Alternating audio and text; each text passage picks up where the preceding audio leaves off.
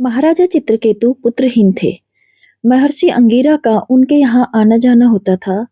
जब भी आते, राजा उनसे निवेदन करते, महर्षि पुत्रहीन हूँ, इतना राज्य कौन संभालेगा, कृपा करो एक पुत्र मिल जाए, एक पुत्र हो जाए। ऋषि बहुत देर तक टालते रहे, कहते राजन पुत्र वाले भी उतने ही दुखी हैं जितनी पुत्रहीन, किंतु पुत्र मोह बहुत प्रबल है। बहुत आग्रह किया, कहाँ ठीक है, परमेश्वर कृपा करेंगे तेरे ऊपर, पुत्र पैदा होगा। समय के बाद एक पुत्र पैदा हुआ, थोड़ा ही बड़ा हुआ होगा, राजा की दूसरी रानी ने उसे जहर देकर मरवा दिया।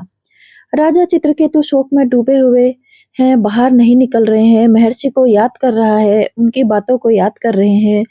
महर्षि बहुत देर तक इस होनी को टालते रहे, लेकिन होनी भी उतनी ही प्रबल थी। संत महात्मा भी होनी को कब तक टालते, आखिर जो प्रारब्ध में होना था वो होकर रहता है। संत ही है जो टाल सकता है कि आज का दिन इसको न देखना पड़े, तो टालता रहा। आज पुनः आए हैं, लेकिन देव ऋषि नारद को साथ लेकर आए हैं। राजा बहुत परेशान है। देव ऋषि राजा को समझाते हैं कि तेरा पुत्र जहाँ चला गया है वहां से लौटकर नहीं आ सकता। शोक रहित हो जा, तेरे शोक करने से तेरी सुनवाई नहीं होने वाली। बहुत समझा रहे हैं राजा को, लेकिन राजा फूट फूट कर रो रहा है। ऐसे समय में एक ही शिकायत होती है कि यदि लेना ही था तो दिया क्यों। यह तो आदमी भूल गया है कि किस प्रकार से आदमी मांग कर लेता है। मन्नतें मांग कर, इधर या उधर जा, मन्नतें मांग मांग कर लिया है पुत्र को, लेकिन आज उन्हें ही उल्हाना दे रहा है। देवर्षि नारद राजा को समझाते हैं कि पुत्र चार प्रकार के होते हैं। पिछले जन्म का वैरी अपना बैर चुकाने के लिए पैदा होता है, उसे शत्रु पुत्र कहा जाता है। पिछले जन्म का ऋणदाता अपना ऋण वसूल करने के लिए पैदा होता है। हिसाब किताब पूरा होता है, जीवन भर का दुख देकर चला जाता है। यह दूसरी तरह का पुत्र। तीसरी तरह का पुत्र उदासीन पुत्र, विवाह से पहले माँ बाप के, विवाह होते ही माँ बाप से अलग हो जाते हैं। अब मेरी और आपकी निभ नहीं सकती, पशुवत पुत्र बन जाते हैं। चौथे प्रकार के पुत्र सेवक पुत्र होते हैं। माता पिता में परमात्मा को देखने वाले सेवक पुत्र होते हैं, सेवा करने वाले। उनके लिए माता पिता की सेवा परमात्मा की सेवा। माता पिता की सेवा हर एक की किस्मत में नहीं है। कोई कोई भाग्यवान है जिसको यह सेवा मिलती है। उसकी साधना की यात्रा बहुत तेज गति से आगे चलती है, घर बैठे भगवान की उपासना करता है।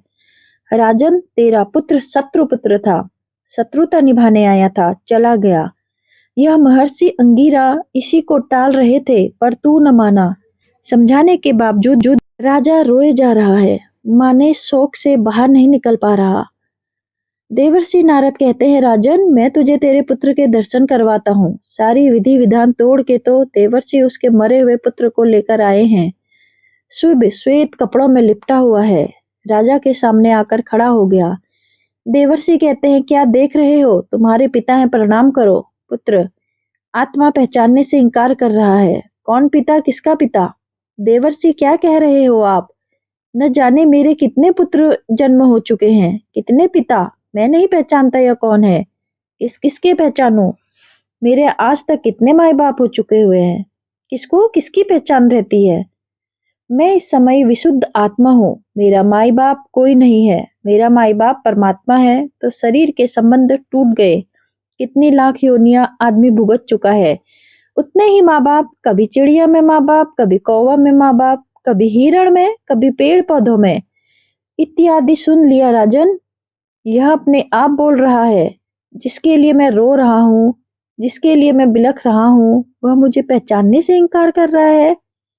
जो पहला आघात था उससे बाहर निकला, जिस शोक सागर में पहले डूबा हुआ था, तो परमात्मा ने उसे दूसरे शोक सागर में डालकर पहले से बाहर निकाला। समझा कि पुत्र मोह केवल मन का भ्रम है, सत्य सनातन तो केवल परमात्मा है। संत महात्मा कहते हैं, जो माता पिता अपने पुत्र को पुत्री को इस जन्म में सुसंस्कारी नहीं बनाते, उन्हें मानव जन्म का महत्व नहीं समझाते, उनको संसारी बनाकर उनके शत्रु समान व्यवहार करते हैं, तो अगले जन्म में उनके बच्चे शत्रु या वैरी पुत्र पैदा होते हैं। उनके घर अतः संतान का सुख भी अपने ही कर्मों के अनुसार मिलता है, जबरदस्ती मन्नत इत्यादि से नहीं। और मिल भी जाए तो कब तक, इसका कोई भरोसा नहीं होता है। दोस्तों, अगर आपको मेरी ये कहानी समझ आई, पसंद आई तो मेरे चैनल को लाइक शेयर सब्सक्राइब करें। कमेंट में राधा कृष्ण